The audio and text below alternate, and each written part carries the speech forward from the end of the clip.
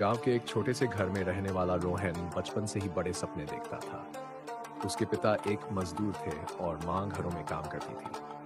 आर्थिक स्थिति कमजोर थी, लेकिन रोहन के मन में कुछ बड़ा करने की चाह थी। जब उसके दोस्त महंगे स्कूल जाते, नए कपड़े पहनते और महंगे गैजेट्स का इस्तेमाल करते, तब वह खुद को उनसे पीछे महसूस करता। लेकिन उसने कभी हार नहीं मानी। रोहन को पढ़ाई में बहुत दिलचस्पी थी, लेकिन घर में पढ़ने के लिए सही माहौल नहीं था। बिजली बार बार चली जाती थी, इसलिए वह स्ट्रीट लाइट के नीचे बैठकर पढ़ता। उसके पास किताबें खरीदने के पैसे नहीं थे, तो वह लाइब्रेरी में जाकर घंटों पढ़ाई करता।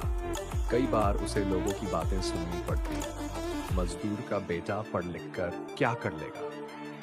लेकिन उसने नकारात्मकता को अपनी प्रेरणा बना लिया। 12वीं कक्षा के बाद उसने इंजीनियरिंग की प्रवेश परीक्षा दी, लेकिन पहली बार में असफल हो गया। यह उसके लिए बहुत बड़ा झटका था।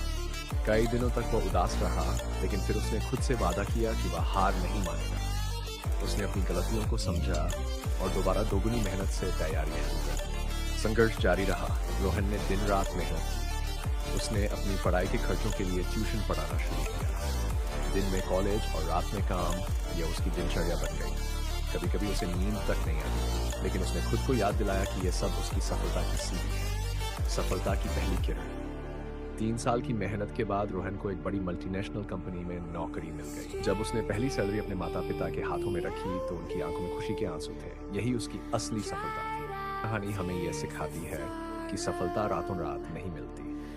हर छोटी बड़ी मुश्किलें, असफलताएं और संघर्ष ही हमें मजबूत बनाते हैं। अगर हम अपने लक्ष्य पर टिके रहते हैं और बिना रुके मेहनत करते हैं, तो सफलता हमारे कदम जरूर चूमती है। संघर्ष जितना बड़ा होगा, सफलता उतनी ही शानदार होगी।